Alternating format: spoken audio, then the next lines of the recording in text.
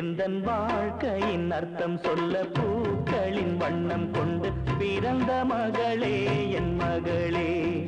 நான் வாழ்ந்தது கொஞ்சம் அந்த வாசத்தில் வந்துதித்து உயிரில் கலந்தா என் உயிரே. உன் பூவிழி குறுநகை அதில் ஆயிரம் கவிதையே.